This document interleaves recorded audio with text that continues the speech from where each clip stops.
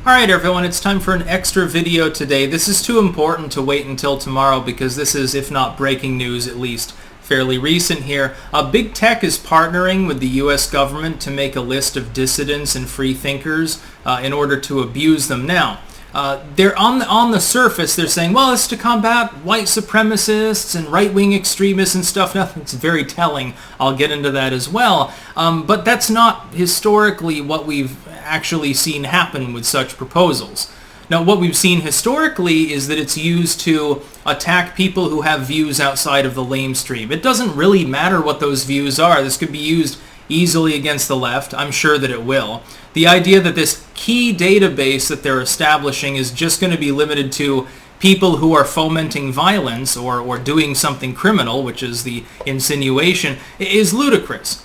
We've seen this before. This is the real problem. The real problem throughout the last few years hasn't been even with government targeting people that are generally violent or fomenting violence or criminality in some way. If that were true, then there shouldn't be a bunch of Antifa members burning Wendy's every goddamn weekend in the United States. The problem is that people get mislabeled by some craptivistic group that has ties to big tech, that is helping them to eliminate the independent commentators that are competing with lamestream legacy media networks, that are competing, new tech, competing with big tech, you know, the people that are partnering here. It's been used as a cudgel against that. That's really what's been happening. Now let me read you a tweet. This is from Disclosed TV. Just in, Facebook, Twitter, Microsoft, YouTube, and other big tech companies will now add content to a shared counterterrorism key database aiming to crack down on material from white supremacists and far-right militias. Now, first and foremost, again, this isn't going to crack down on militias. It's not going to crack down on Nazis. It's not going to crack down on people who are fomenting violence. It's going to be used for people like you and me. It's going to be used steadily more and more for people who simply have opinions or commentary that runs outside of the orthodox. That's number one. It'll be funny, by the way, as this progresses, as it will, obviously, and I predicted that it would continue for some time, it'll be funny to see people on the left. They'll sit back and say, well, it's just for the Nazis. Oh, good, I support this. And then they'll get targeted too. Eventually there will be a little bit of mission creep, and this will be used against left-wing leftoid groups too, just like Lois Lerner's IRS crackdown, where at first they were targeting conservative groups, nobody gave a fuck, and then all of a sudden they realized, oh shit, a bunch of progressive groups got targeted too. I wonder why the Obama administration would do this. I thought he was left-wing and stuff like that. It's globalistic nonsense. This is essentially nothing more than a social credit score system. Number one, it's not going to be used for the proper motivation. The insinuation of it fighting extremism is bullshit. We'll see that in times to come. Number two, even if you were targeting at the right groups, who is defining what is extremist? Who is it exactly that's going to be defining what is a far-right militia? Well, the problem is the people defining it are clearly biased. We know this because we have evidence of it. Dude, there are people who have been held in solitary confinement like 6 days a week for months now running for simple criminal trespass and minor vandalism at the U.S. Capitol with the idea that they're insurrectionists. And we've seen this sort of politicized headhunting from the Beijing Biden administration before, and I guarantee that the Biden administration was part and parcel of having this happen. The idea is that you simply label someone problematic. You label them irredeemable, deplorable maybe. You say that they're beyond help, they're beyond humanity. You're essentially insinuating, by the way, that they're a subhuman. A precursor to genocide according to the edicts of propaganda itself. This is recognized globally. You declare somebody subhuman, they're not redeemable. If you defend them, you're adjacent to their hate, and maybe you should be looked into too. And so people get too scared to defend them. This is what's happening with the January 6th fiery but mostly peaceful protesters. There are a lot of people out there, including very, very good independent commentators, who say nothing about it. They'll say nothing about Joe Biggs or any of these other people because they're afraid. They're afraid they'll get audited. They're afraid that they'll get investigated. They're afraid that their bank account will be frozen.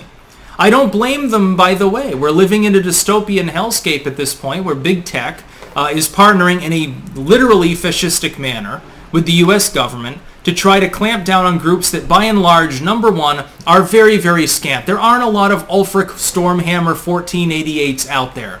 There aren't actually a lot of white supremacist Nazi militias that are trying to take things over or kill minorities or are arming up for some sort of white purge Armageddon. They're just simply not there.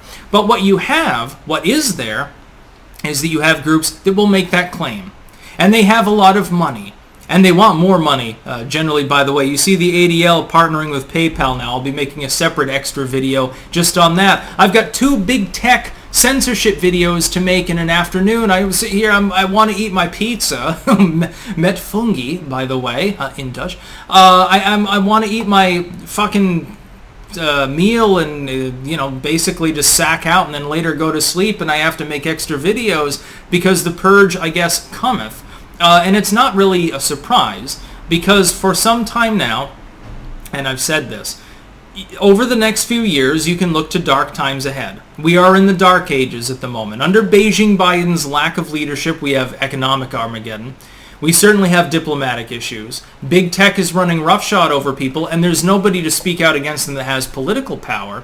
They're setting up themselves for failure, by the way. They presumably don't realize this because they don't hire many historians. But they are going to abuse people. Yes, there will be attacks on people who are clearly themselves not extreme, not violent, they are not criminals, they are doing nothing wrong, and yet they will be essentially Stalinized. They will be depersoned from the internet at large. The problem is that the internet has become the de facto public square. And this is where the courts come in. People need to sue these companies more. It is unacceptable for a group of supposedly private corporations to be partnering with the U.S. government to maintain a database of this kind while claiming 230 protections. You are no longer a platform. You're a publisher. Explicitly. You are helping the government to spy on the citizenry in their, presumably, according to what I can conceive here, private communications, not just public posting, taking marching orders from Washington, D.C. How much more anti-platform can you possibly get? Now, I've said it for several years now. Twitter and other groups like that have run afoul of the basic concept because they were platforming taxpayer-funded goods and services anyway. USGS alerts. Oh, you got banned off Twitter. Too bad you didn't know an earthquake was coming. Oh, the house fell on top of you. Well, bye-bye, Nazi. The fact is, and more worrisome, I think, than even this happening, is that there are people out there that actually agree with it. There are people out there that don't see the problem. They don't see how this is antithetical to the basic founding goals of the United States or of Western civilization in general. They would literally rather side with the same multi-billionaires that in the second sentence of their own statement, they'll say need to pay more, we need a wealth tax, death to the billionaires, but they can tell me what books I want to read.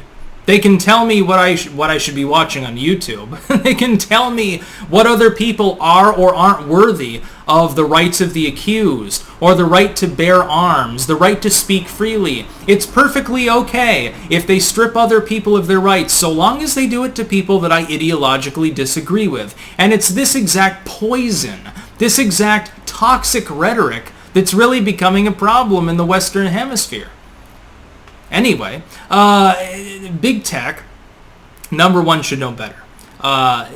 These people claim to be fairly liberty-loving. Even when I was already in college, so we're not talking ancient history, they were standing against SOPA and PIPA and ACTA, anything copyright-related, anything that would reduce their bottom line. They seemed very freedom-loving. No, we're not going to take down the post that the Turkish government told us to take down, and Twitter gets blocked by Erdogan for a couple of days, and they go back to normal, and they parlay with him or whatever, and then they're doing this. Partnering with the U.S. government to maintain a database of wrong thinkers. And that's exactly what it'll boil down to, much like with the Patriot Act. And I keep going back to this, but it's basically the golden standard of such hypocrisy. You label it the Patriot Act, and people feel like they can't be against it. And then you insinuate that if a person opposes it, they hate the Republic. They hate liberty, they hate democracy, they hate America. Oh my God, they're trying to let Saddam Hussein and Osama bin Laden win. And then you run roughshod over them. And most people, at the end of the day, they're just too cowardly to speak out against it because they don't want to be ostracized.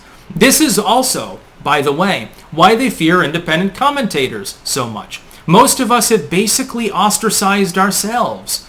We've already made ourselves fundamentally unemployable. We've made ourselves... can you imagine? You're not going to get, you're a YouTuber. You have politically edgy opinions. You're going to sign up for a 9-to-5? The person Googles your name and they say, hell no, that's too problematic for me. That's why they're afraid of us. We become the new, a hermit class or something within society. Big tech shouldn't be doing this. The government shouldn't be doing this. It's not going to be helpful. And I note, and of course this is fairly obvious to anyone that reads the tweet, you probably picked on this, up on this immediately. It doesn't mention Antifa. It doesn't mention communists. It doesn't mention problematic left-wing extremist groups. No, just right-wing militias. So in other words, like the Proud Boys, Patriot Front, things like that, and extremists, but only if they're white supremacists. Louis Farrakhan can yap his jib as much as he wants about killing white babies. It's perfectly okay. You don't need to have, a list of people that are involved with that. You don't need to have a key database with regards to black supremacy or the Azatlan thing or Yakuza or any of these other groups. Not necessary. Nobody cares. Go ahead, keep doing your thing. You'll have a revolving door prosecutorial system for many of the leftoids in places like Portland and Seattle. Perfectly okay. You think Biden's DOJ is going to get involved with that? He doesn't give a shit.